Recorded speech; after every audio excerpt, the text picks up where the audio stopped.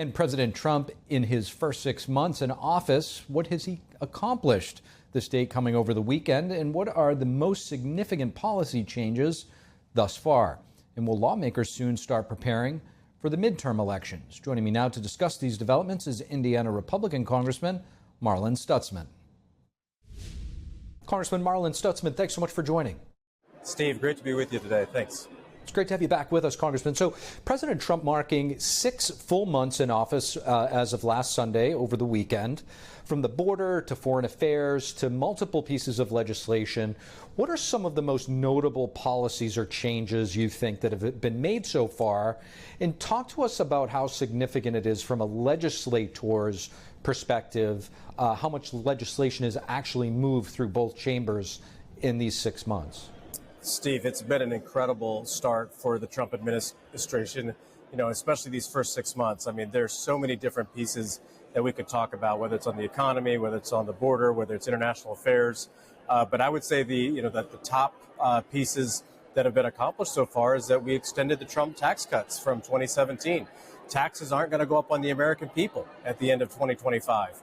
And the fact that we had not only kept those tax rates in place, we increased the cap on inheritance tax. We did no tax on tips, no tax on overtime, a greater senior citizen discount that they could apply to even Social Security income. But then on top of that, of course, the border. The president has done an incredible job of controlling the border, building the wall, and there have been 0 illegal crossings this last month. And I just think those are all remarkable achievements. And then on top of that, you could throw the negotiations that he's done in the Middle East and, of course, the bunker busters taking out the nuclear facility there in Iran. And so I'm looking forward to the next 6 months. It's been a busy first one, and I expect that much more will be accomplished in the next 6 months as well. You've also passed the rescissions package, this codifying many of the DOJ requests and cuts at the president's request.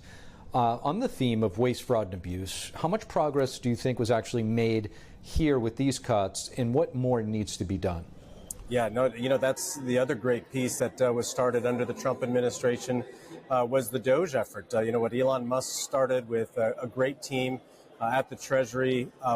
It really gave us as members of Congress insight to how the Treasury operates. About $1 billion an hour is what goes out of the Treasury, and a lot of it was even unmarked or didn't even have an explanation, wasn't coded correctly, and so this gives us a much better, better information so we can legislate better. And so I think what we'll see is probably another rescissions package. The first one, of course, cut NPR and PBS funding as well as USAID.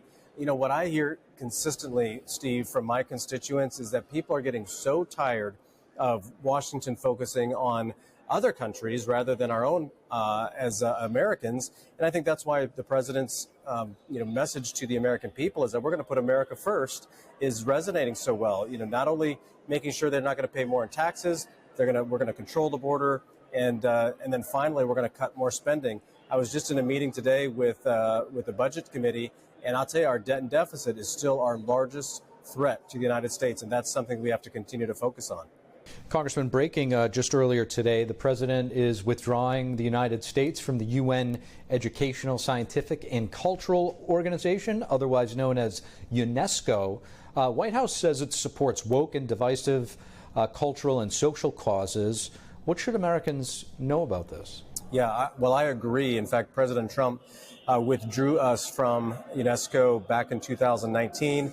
And then, of course, woke President Joe Biden put us back in. And so this is just a repeat of what President Trump has done before. And I think that President Trump knows and is connected with, the majority of Americans that want the United States to be leaders. We don't need to be following the United Nations or any other international organization that doesn't have the same values that we as Americans have. And, when they focus on education systems around the world and then want the United States to follow with their sort of woke ideology, it's not what the American people voted for or what we want. And so I tell you, President Trump just leads on so many different important topics. And he's got obviously a great team down at the White House. Cabinet members are paying attention to what is happening and where our federal government is involved. And it's a fight because the fourth branch of government, the bureaucracies, there's a lot of entrenched employees there that want this bigger government agenda, and President Trump is fighting back along with his team, and I appreciate it. Another concern that we're hearing from UNESCO and the UN Secretary General, for that matter, whose views tend to align more on the socialist worldview, is the influence of the Chinese Communist Party.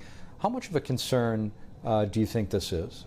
Well, it's a huge concern. You know, as I mentioned earlier, I believe the debt and deficits are our greatest threat, but China is obviously a great threat as well, and undermining U.S. superiority around the world. We're winning that battle, but at the same time, the Chinese continue to find places to undermine the United States, and it's something that we have to continue to fight. You know, whether it's Golden Dome that was in the One Big Beautiful Bill to protect the United States and our allies from any sort of attack by China or any other country for that matter, is important. But also when it gets to these international organizations like the UN and the World Health Trade Organization, those can also undermine U.S. policy. And you know what? President Trump is in tune with what the American people and what the values of our country are, and he's willing to go fight with those folks as well. And to go see him fight at NATO to get other countries, our allies, to increase their funding shows the impact that President Trump has around the world and here at home. Congressman, lastly, y'all are about to take your summer recess, so we won't be hearing from you, at least from Capitol Hill, for about 5 weeks. What are going to be some of the priorities once Congress is back in session? And, will this be the official start of the midterms? Will we start to see a lot of campaigns being launched? Well, I think you'll definitely see a lot of campaigns being launched over the August work break. But at the same time, I think, we still have a lot of work to do here in Washington. We have the appropriations bills that still have to be passed. We also have another rescissions package likely coming. And we also have the ability to do 2 more reconciliation packages if we need those to get these good policies passed through the Senate. Of course, the Senate is always the difficult place to get rescissions packages and reconciliation packages or normal legislation, I should say, passed through the Senate because of the 60-vote threshold. But reconciliation allows us to do that. Rescissions allows us to do that. And we just have real leadership right now from this administration through President Trump, Treasury Secretary Scott Bessent, Kevin Hassett on economic policy, and of course all the cabinet members are really putting it's kind of cool to be putting spending cuts on the docket rather than more spending. And every American should appreciate that we're going to work on making America stronger here at home. Congressman Marlin Stutzman, really appreciate you joining us. Thank you. Thank you. Great to be with you, Steve.